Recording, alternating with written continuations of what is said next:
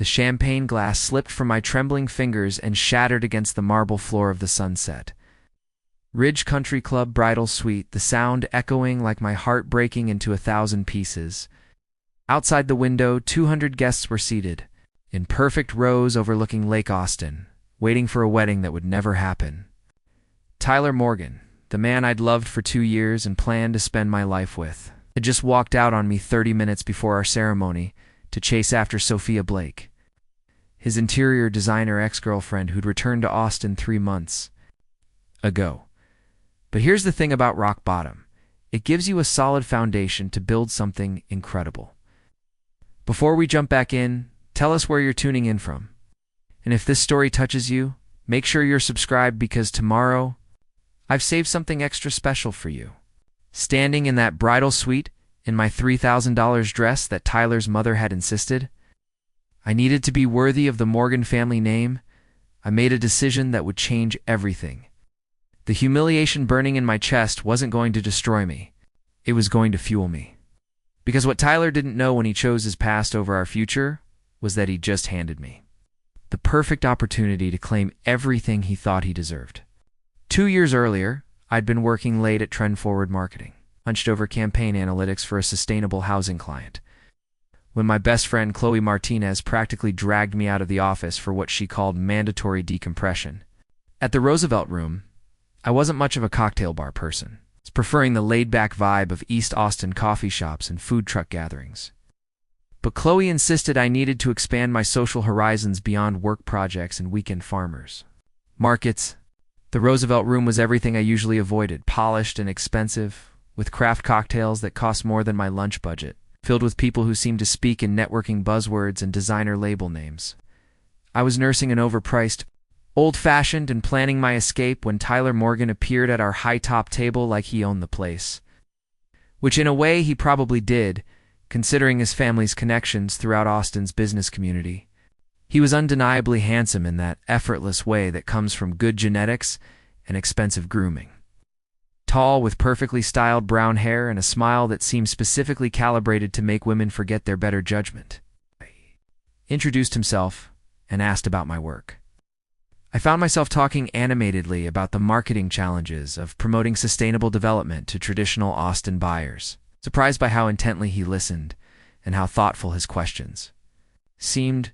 Tyler told me he worked in real estate development with his business partner, though he was modest about the details in a way that seemed refreshingly different from the aggressive self-promotion I'd expected from someone who clearly moved in privileged circles. We've talked for 3 hours about everything from Austin's changing skyline to our shared love of breakfast tacos and live music, covering an easy compatibility that made the expensive venue feel less intimidating and more like the perfect backdrop for something special beginning. Our first official date was at Caf No Suin, East Austin, a choice that surprised me since Tyler could clearly afford much fancier venues. He showed up in jeans and a casual button-down, looking like he'd made an effort to fit into my world rather than expecting me to adapt to his. We spent the afternoon walking through the neighborhood, talking about our completely different upbringings, and somehow finding common ground in our shared ambition and appreciation for Austin's unique blend of tradition and innovation.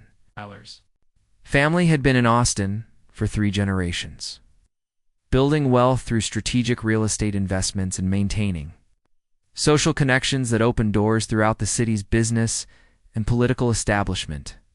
My parents had immigrated from Mexico when I was 5, working multiple jobs to build the small restaurant that had put me through UAT Austin and taught me that success required effort, sacrifice, and treating every opportunity like it might be your last chance to prove yourself. Those early months felt like discovering a missing piece of myself I hadn't realized was absent. Tyler introduced me to parts of Austin I'd never experienced, exclusive events and established social circles, where deals were made over golf games and charity galas. I showed him the creative energy of the city's emerging neighborhoods, the food trucks and live venues, where authenticity mattered more than connections, and where success was measured by passion rather than pedigree. The differences in our backgrounds created fascinating conversations rather than uncomfortable tension. Tyler seemed genuinely curious about my family's restaurant and my parents' entrepreneurial journey, asking detailed questions about their challenges and strategies with respect that felt sincere rather than patronizing. I was intrigued by the family business legacy he was inheriting. It's a responsibility and pressure that came with maintaining success across generations rather than building it from nothing. When Tyler proposed 18 months later, he chose the same spot at the Roosevelt Room where we'd first met, presenting a ring that was both beautiful and tasteful rather than ostentatiously expensive. His proposal speech was personal and specific, referencing our conversations about building something meaningful together rather than generic promises about love conquering all obstacles. Dad. I said yes, not just because I loved him, but because I genuinely believed we'd figured out how to bridge our different worlds in ways that made both of us better people. The engagement period started beautifully, with Tyler's family welcoming me warmly and my parents treating him like the son they'd never had. Wedding planning became an exciting shared project where we navigated choices about venues, vendors, and guest lists with the kind of collaborative decision-making that made me confident about our future partnership. Tyler deferred to my preferences on most details, while contributing practical insights about logistics and family expectations that helped ensure our celebration would honor both our backgrounds. Morgan and Chen development was thriving during this period, with Tyler handling client relationships and sales, while his business partner Marcus Chen managed the technical aspects of development and construction. Tyler would come home with stories about successful presentations and new contracts, clearly energized by work that allowed him to use his natural charisma and family connections to build something meaningful. I was proud of his professional success and excited about the financial security it would provide for our future family. The shift began so subtly that I almost missed it entirely.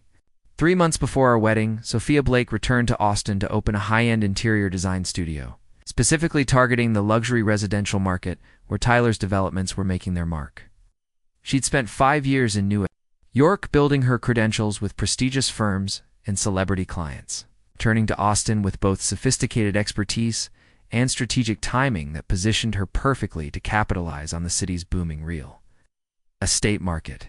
Tyler mentioned Sophia casually at first, explaining that she was an old friend from college who might be useful for future project collaborations.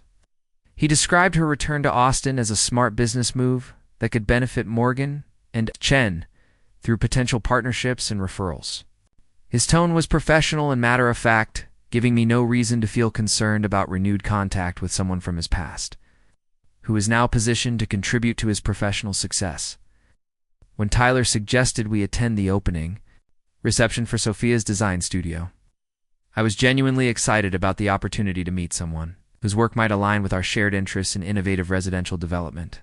The event was held at a gallery space in the Warehouse District, showcasing Sophia's portfolio through sophisticated displays that demonstrated both her artistic vision and commercial viability. Sophia Blake was everything I'd expected from Tyler's brief descriptions and everything I hadn't prepared myself to encounter in person. She was stunning in an effortless way that suggested expensive maintenance presented as natural beauty. Tall and elegant with dark hair and green eyes that seemed to catalog every detail of every person she encountered. Her style was impeccable, without being flashy, suggesting confidence that didn't require external validation, but certainly commanded attention from everyone in the room. More challenging than her physical presence was her obvious intelligence and professional competence. Sophia moved through the reception like she was conducting a symphony, engaging with potential clients and industry contacts with the kind of strategic social skills that Tyler possessed naturally, but I'd had to learn through observation and practice. When Tyler introduced us, she was gracious and complimentary, asking thoughtful questions about my marketing work and expressing genuine interest in potential collaboration opportunities. The evening was successful by any professional networking standard, with Sophia and Tyler discussing several projects where her design expertise could enhance Morgan and Chun's residential offerings. I contributed ideas about marketing strategies for luxury developments and felt included in conversations that could benefit all our careers. Driving home afterward, Tyler was energized and optimistic about the business possibilities, and I felt proud of how well we'd represented ourselves.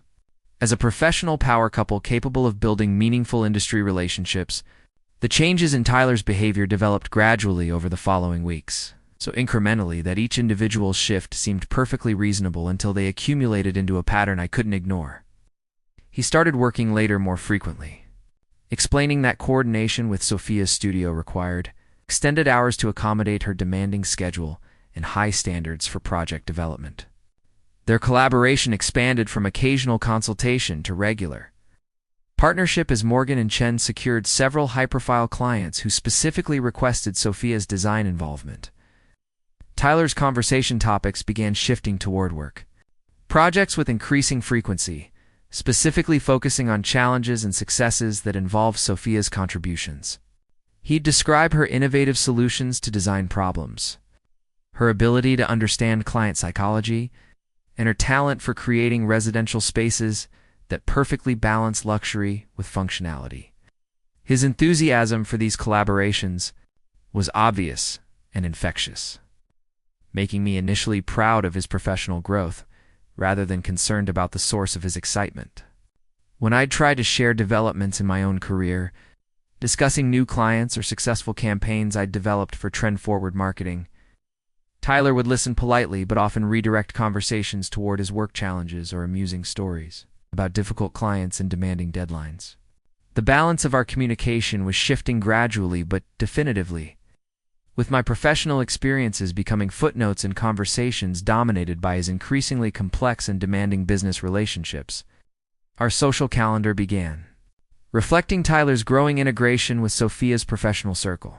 Attending gallery openings and industry events where interior design intersected with luxury real estate development, these gatherings were sophisticated and professionally valuable, providing networking opportunities that could benefit both our careers.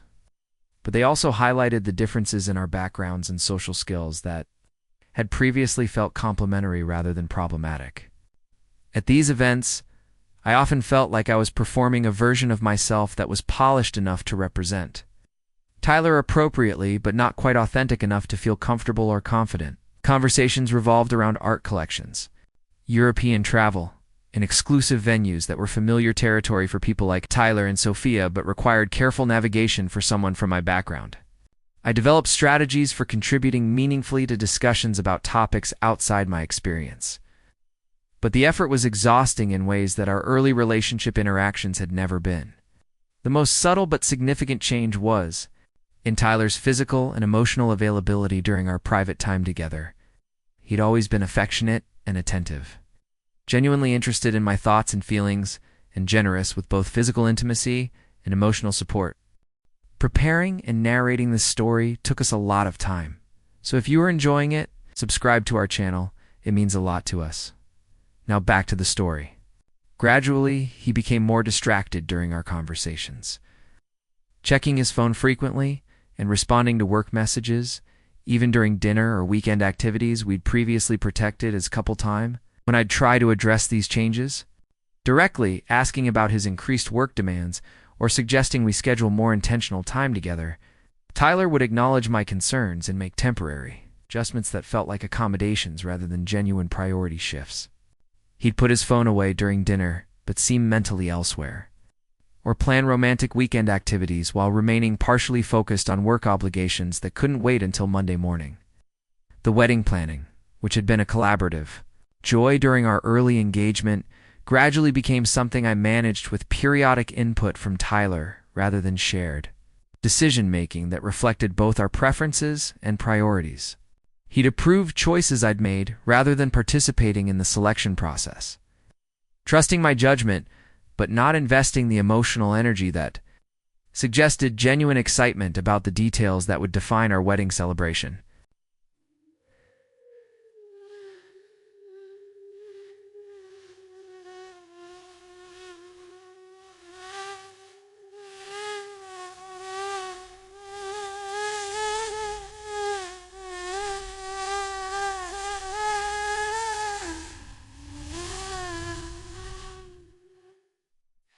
Tyler announced that Sophia had been selected as the interior designer for Morgan and Chen's most prestigious project, a luxury residential development overlooking Lake Austin that would establish the firm as a premier developer in the high-end market The contract was worth more than any previous project and positioned both Tyler and Marcus for significant financial success that would secure their professional reputations throughout Austin's competitive real estate industry.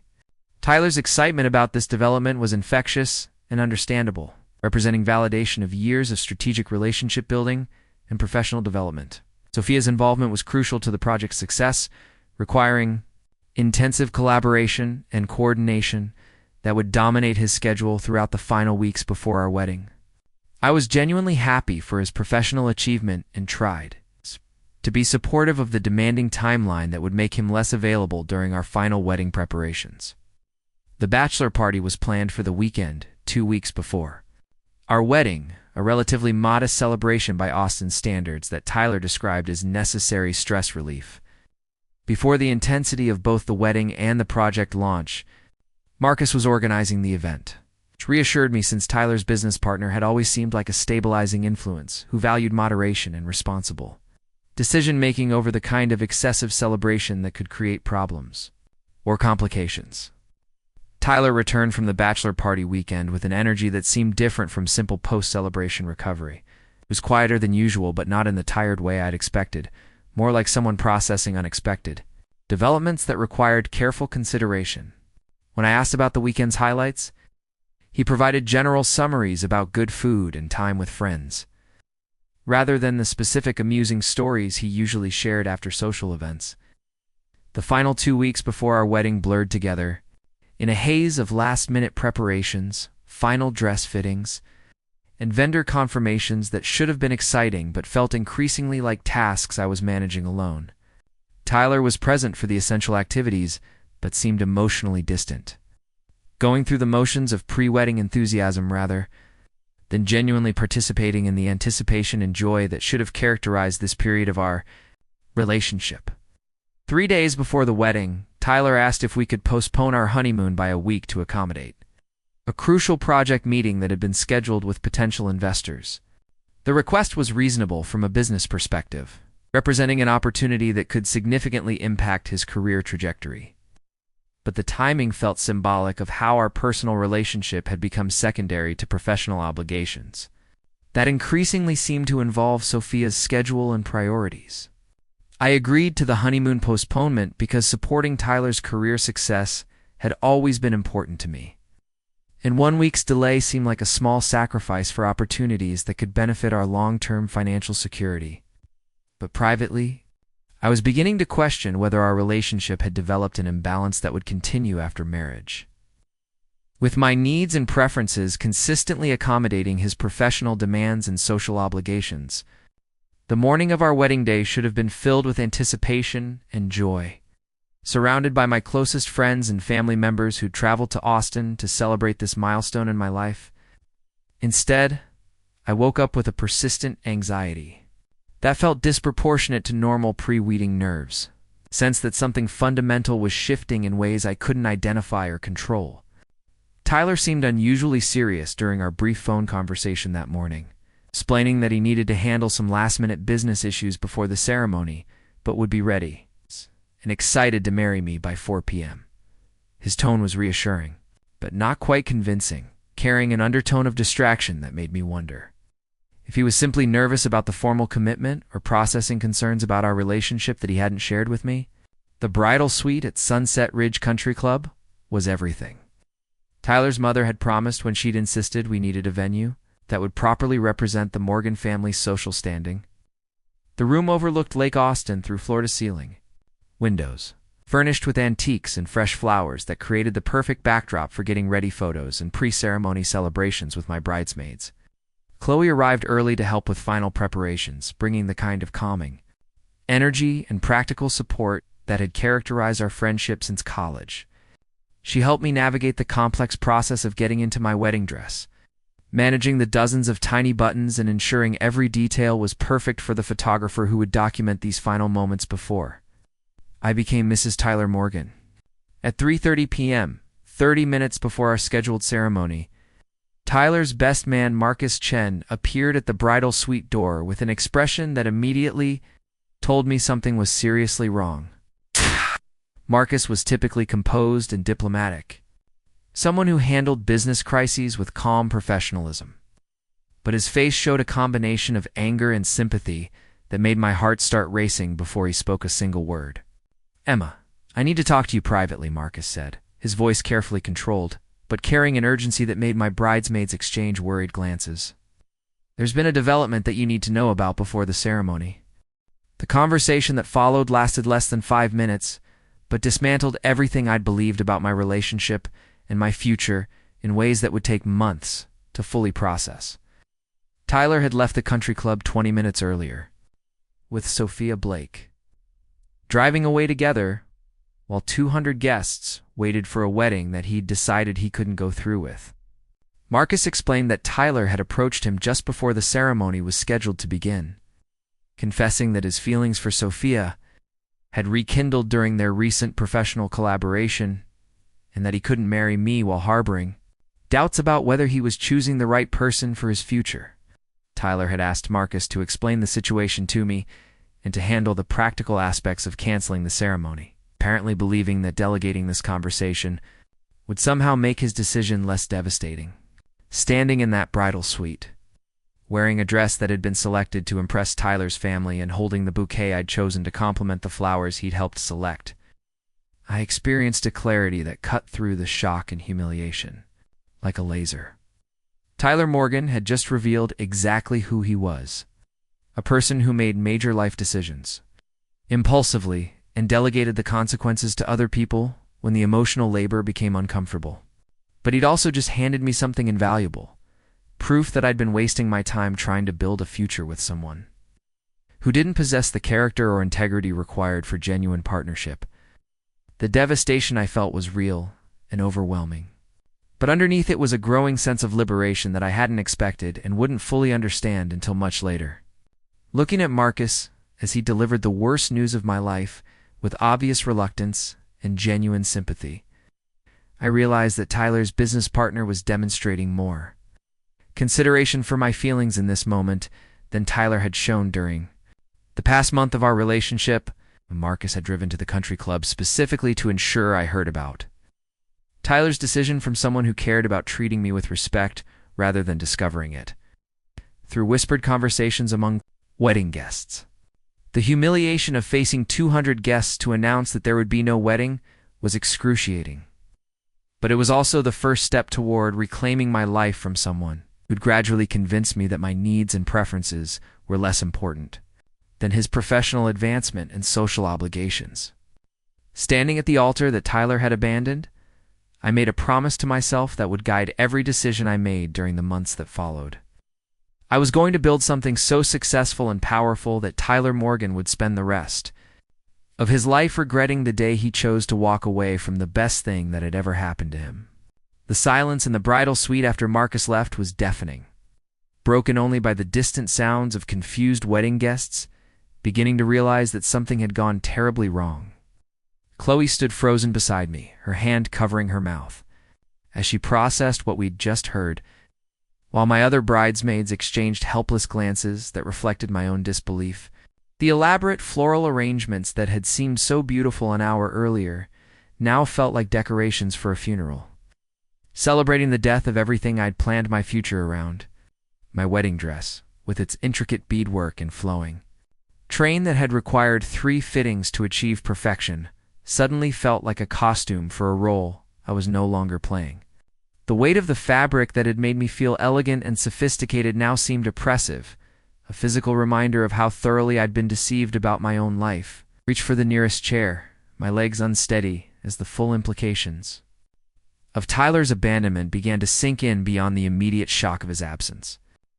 Chloe was the first to find her voice, her anger cutting through the stunned silence like a blade. "That coward didn't even have the decency to tell you himself," she said, her voice shaking with fury. He sent his business partner to do his dirty work, while he runs off with his ex like some teenager who can't handle adult responsibilities. Her indignation on my behalf was fierce and protective, exactly what I needed to hear in that moment when my own emotions were too overwhelming to process clearly. The practical aspects of the situation began asserting themselves with relentless urgency. 200 guests were seated outside, expecting a ceremony that would never happen. Vendors had been paid, photographers were documenting what they assumed would be pre-ceremony preparations. And both our families had traveled significant distances to witness a celebration that had just evaporated into nothing. Someone needed to make announcements, handle logistics, and manage the social and financial aftermath of Tyler's impulsive decision. Victoria Walsh, Tyler's mother, appeared in the doorway with an expression that somehow managed to combine mortification with barely controlled rage. She'd clearly been informed about her son's departure, and was struggling to maintain the composed social facade that had been cultivated over decades of high society event management. "Emma dear, I'm so sorry," she began, her voice tight with embarrassment. "Tyler has always been impulsive, but this level of irresponsibility is beyond anything I could have anticipated." Her apology felt sincere but also carried undertones of damage control, as if she was already calculating how to minimize the social fallout from her son's behavior within their established community circles. The Morgan family reputation had been built over generations of strategic social positioning, and Tyler's dramatic wedding abandonment represented exactly the kind of scandal that could undermine carefully maintained relationships throughout Austin's business and social establishment. "I'll handle the guests and vendors," Victoria continued, her event planning instincts taking over despite the personal crisis. "You shouldn't have to deal with any of that today. Richard is already working on the financial aspects, making sure all the vendors are compensated appropriately, regardless of the circumstances." Her efficiency was impressive and appreciated, but it also highlighted how quickly I was being relegated from bride to victim, requiring management rather than partner, deserving explanation. The conversation I'd been dreading most came when my parents arrived at the bridal suite, their faces showing the confusion and concern that came from hearing whispered rumors among the other guests without understanding what had actually happened. My father, normally calm and measured in his responses to crisis situations, looked genuinely bewildered by the idea that someone would abandon their daughter on their wedding day. My mother's expression cycled through disbelief, heartbreak, and protective anger as I explained Tyler's decision and departure. "Mia, I'm so sorry this happened to you," my mother said, pulling me into a hug that felt like the first genuine comfort I'd experienced since Marcus had delivered his devastating news. "But maybe this shows you something important about his character that you needed to see before you committed your life to him."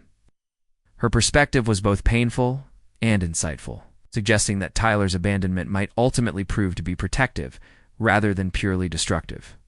My father's response was more direct and reflected the practical mindset that had built our family's restaurant business from nothing into a thriving establishment. "A man who can't honor his commitments when things get complicated isn't someone you want as a partner in marriage or business," he said quietly. "This hurts now, but it might save you from much worse pain later when the stakes are even higher." Their support was unwavering and exactly what I needed, but it also intensified my awareness of how thoroughly Tyler's decision had disrupted not just my life, but the lives of everyone who'd invested emotionally and financially in our supposed future together. The ripple effects of his impulsive choice would extend far beyond our relationship, affecting family relationships, social connections, and professional networks that had been built around the assumption of our partnership. The photographer, a consummate professional who documented dozens of Austin society weddings, approached the situation with diplomatic discretion while also protecting her business interests.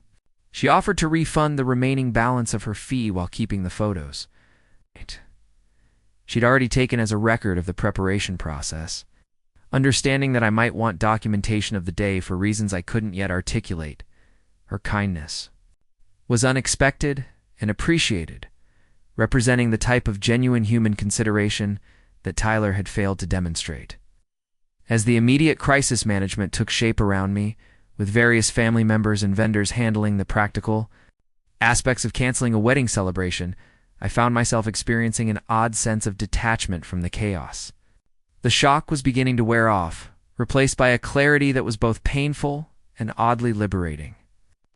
Tyler's abandonment had certainly destroyed my immediate plans, but it had also revealed fundamental truths about his character that I'd been unconsciously avoiding for months.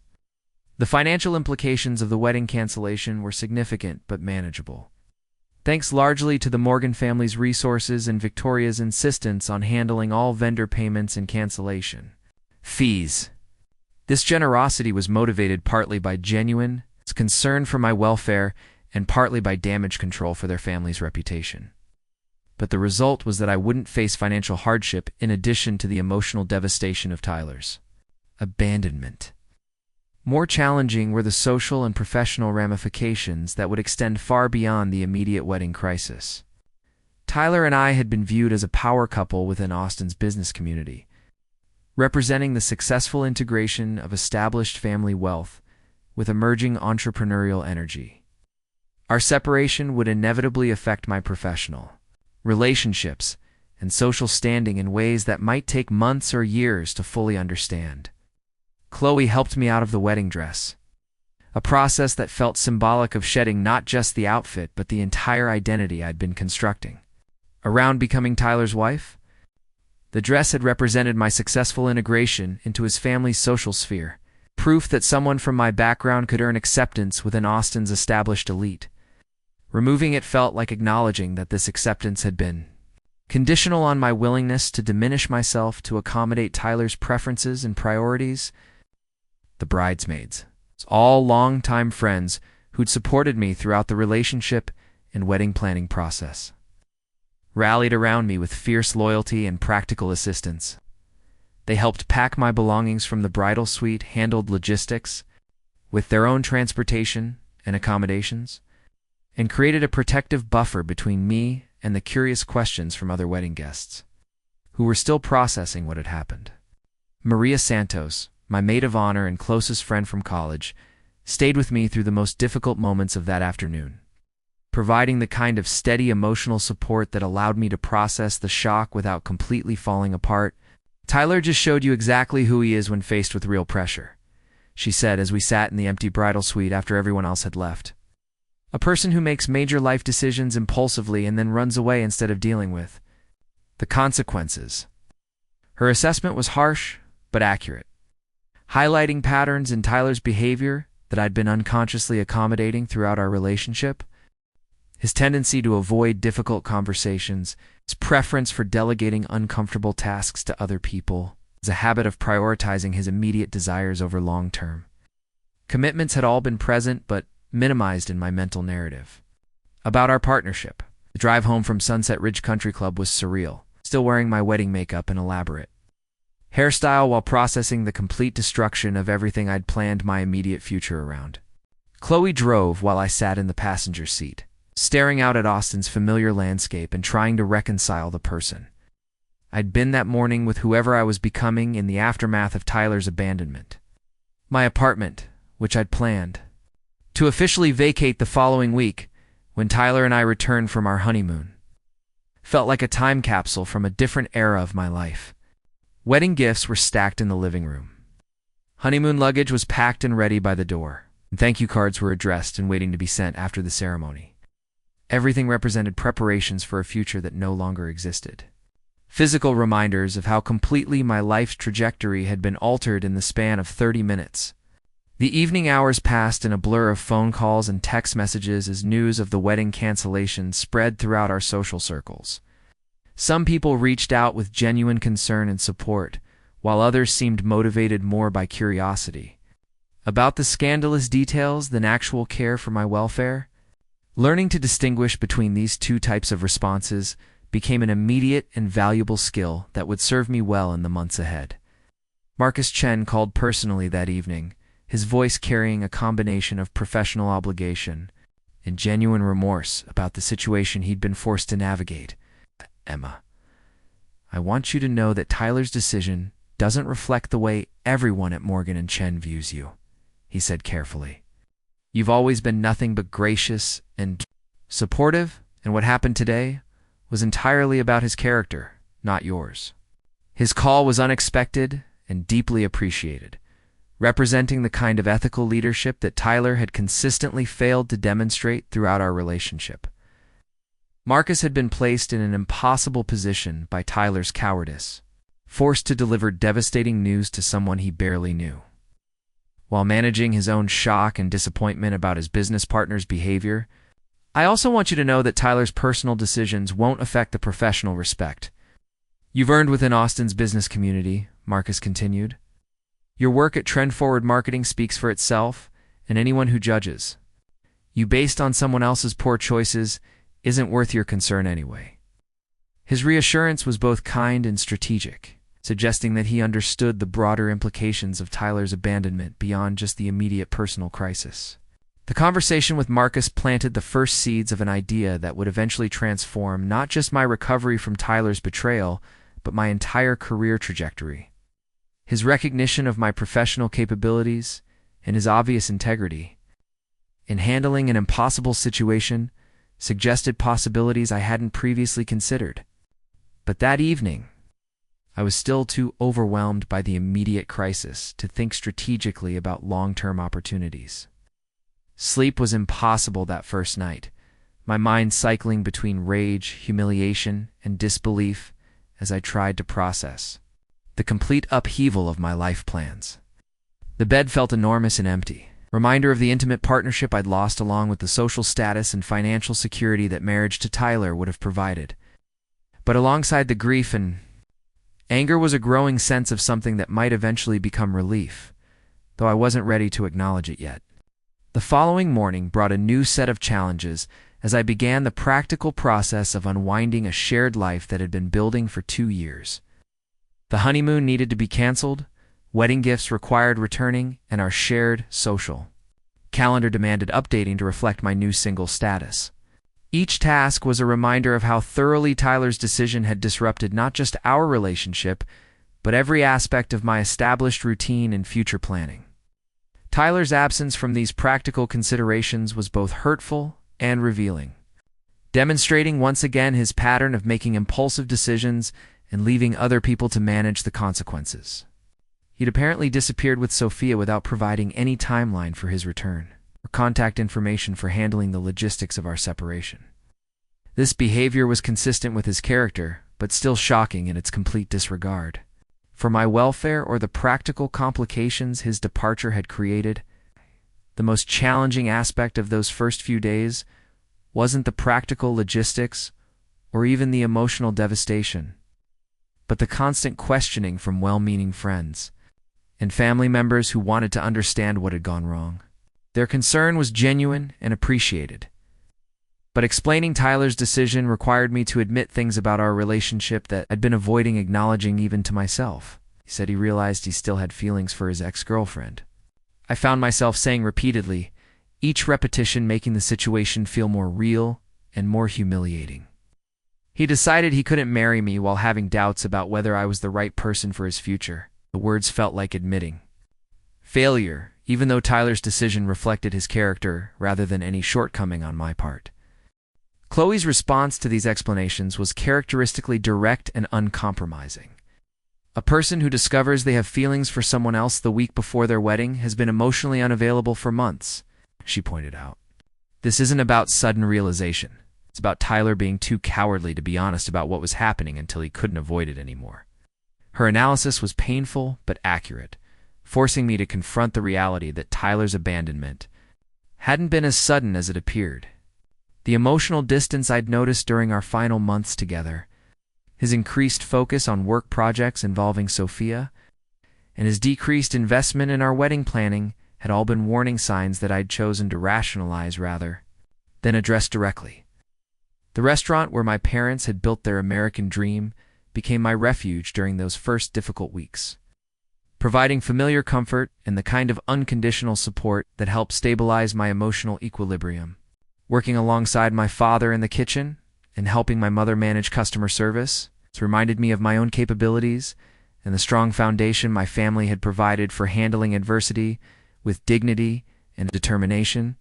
When your father and I first came to Austin, we had nothing but determination and willingness to work harder than anyone else, my mother said one afternoon as we prepared vegetables for the dinner service. We built something meaningful by focusing on what we could control rather than worrying about what other people thought about our circumstances. Her perspective was both comforting and instructive, suggesting a pathway forward that emphasized personal agency rather than victim mentality. My father's approach was more direct and business-focused, viewing Tyler's abandonment as valuable information about his character that would ultimately prove protective. In business, you learn quickly that people show you who they really are. When faced with pressure, he explained while reviewing vendor invoices, a partner who abandons you when things get complicated isn't someone you want making important decisions about your future. Their wisdom was hard-earned through decades of building a successful business while navigating the challenges of cultural adaptation and economic uncertainty. Their perspective helped me understand that Tyler's abandonment, while personally devastating, might ultimately prove to be protective rather than purely destructive if it prevented me from committing my life to someone whose character couldn't withstand pressure. The return to work at Trend Forward Marketing after a week of personal leave was both challenging and therapeutic, providing structure and purpose during a period when my personal life felt completely unmoored. My colleagues were supportive and professional, avoiding invasive questions while making it clear that my value to the company remained unchanged regardless of my personal circumstances. The irony wasn't lost on me that my professional expertise in marketing and brand development was exactly what I needed to manage my own reputation and social standing in the aftermath of Tyler's public abandonment. The skills I'd developed helping other people navigate crisis communication and public perception management were directly applicable to my own situation, though implementing them required emotional detachment that was difficult to maintain. My work projects provided welcome distraction from the personal crisis, while also reminding me of my own professional capabilities and achievements that existed independently of my relationship with Tyler. The clients I'd successfully served, the campaigns I'd developed, and the industry recognition I'd earned all represented accomplishments that Tyler's abandonment couldn't diminish or destroy. One particularly meaningful project during this period involved developing a marketing strategy for a women-owned startup that provided business consulting services to other female entrepreneurs. Working with the founder, Rebecca Kim, reminded me of the satisfaction that came from supporting people who were building something meaningful through their own effort and vision rather than relying on inherited advantages or family connections. Rebecca's story resonated with my own experience in ways that felt both comforting and inspiring. She'd left a corporate position where her contributions were undervalued to start her own consulting firm, focusing specifically on helping other women navigate the challenges of business ownership and professional advancement. Her success had been built through competence, integrity, and genuine commitment to her clients' welfare, rather than networking advantages or family resources. The best thing about building your own success is that nobody can take it away from you, Rebecca said during one of our strategy sessions. When you depend on other people's validation or support, you're always vulnerable to their changing priorities or circumstances. But when you build something yourself, you control your own destiny. Her perspective was exactly what I needed to hear during a period when Tyler's abandonment had left me questioning my own worth and capabilities. The marketing campaign we developed for Rebecca's firm was one of the most successful projects of my career, resulting in significant client acquisition and media attention that established her as a thought leader in women's entrepreneurship. The success felt deeply personal, representing my own ability to create meaningful value through professional expertise that had nothing to do with my romantic relationships or social connections. As the initial shock of Tyler's abandonment began to fade, replaced by the steady routine of work and gradual social reintegration, I found myself experiencing unexpected moments of relief that I wasn't ready to acknowledge fully. The constant anxiety about measuring up to Tyler's family's social expectations was gone, replaced by the freedom to make decisions based on my own preferences and values rather than what would reflect well on the Morgan family reputation. The expensive social events that had dominated our weekend calendar, where I'd felt perpetually underdressed and culturally out of place despite my best efforts to adapt, were no longer part of my routine. Instead, I could return to the farmers markets, live music venues, and casual gatherings that had always felt more authentic and enjoyable than the formal networking events where Tyler had been most comfortable. My appetite for food returned gradually, along with my appreciation for simple pleasures that hadn't seemed important during the final months of wedding planning and social obligation management. Cooking became therapeutic rather than stressful, especially when I could experiment with recipes and ingredients that reflected my own tastes rather than what would impress Tyler's friends and family members. Financial independence I'd maintained. Throughout our relationship, despite Tyler's occasional suggestions that I could reduce my work commitments since his income could support both of us, suddenly felt like one of the best decisions I'd ever made. My apartment, my car, and my career all remained stable and secure regardless of Tyler's impulsive choices, providing a foundation for rebuilding my life according to my own priorities and timeline. 3 weeks after the wedding that never happened, I received an unexpected call from Marcus Chen that would change the trajectory of my recovery in ways I couldn't have anticipated. His voice carried a professional formality that suggested this wasn't a personal check-in, but a business proposition that required serious consideration. "Emma, I have a proposal that might interest you," he began carefully. "Morgan & Chen Development is facing some significant challenges in the aftermath of Tyler's departure, and I think your marketing expertise could be valuable in helping us navigate this transition." His tone was respectful but also carried an undercurrent of urgency that suggested the situation was more serious than he was initially indicating. The conversation that followed lasted nearly an hour and revealed the full extent of the crisis that Tyler's impulsive decision had created, not just for our personal relationship, but for the business partnership he'd abandoned along with our marriage. Tyler's departure with Sophia had coincided with several crucial project deadlines and client presentations that required immediate attention and professional damage control. Marcus explained that Tyler's role in client relations and sales had been more critical to the company's operations than I'd previously understood, and his sudden absence was creating serious problems with existing projects and potential future contracts. The luxury residential development that had been their most prestigious undertaking was particularly vulnerable, with investors and city officials growing concerned about the company's stability and leadership continuity. "I need someone with marketing and communication expertise to help manage our public relations and client relationships during this transition," Marcus continued. "Your background in crisis communication and brand management would be invaluable, and your existing familiarity with our projects and industry connections could help us maintain credibility while we restructure our operations."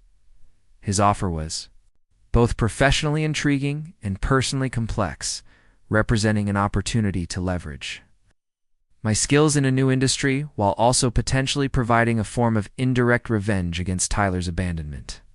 Working for Morgan & Chen would demonstrate my professional value to the same business community where Tyler had humiliated me, while also contributing to the success of his former business partner who had treated me with respect and integrity throughout the crisis.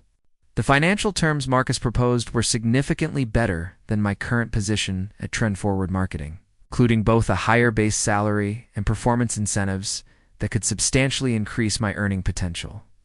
More importantly, the role would provide experience in real estate development and project management that could open doors to future opportunities in Austin's booming construction and development industry.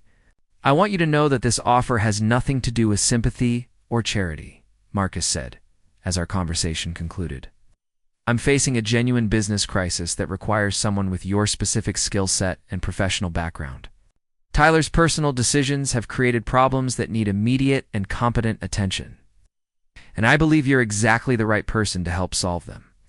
His directness was refreshing and convincing, suggesting that this opportunity was based on genuine professional need rather than guilt or pity about Tyler's treatment of me. The chance to prove my capabilities in a new industry while also contributing to the success of someone who had demonstrated integrity and ethical leadership was exactly the kind of challenge I needed to rebuild my confidence and redirect my career trajectory. That evening, I sat in my apartment surrounded by the returned wedding gifts and canceled honeymoon plans that represented the life I'd lost, considering an opportunity that could provide not just professional advancement, but also a form of personal vindication that I hadn't dared to imagine. Marcus Chen's offer wasn't just a job proposal. It was a chance to transform Tyler's abandonment from a devastating setback into the catalyst for building something better than anything I could have achieved as his wife. The decision I made that night would ultimately prove to be the foundation for everything that followed. Though I couldn't have predicted the full implications of accepting Marcus's offer or the ways it would reshape not just my career but my entire understanding of my own capabilities and potential, Tyler had tried to destroy my future when he walked away from our wedding. But he had actually handed me the keys to building something far more valuable than anything he could have provided. Up next, you've got 2 more standout stories, right? On your screen. If this one hit the mark, you won't want to pass these up. Just click and check them out.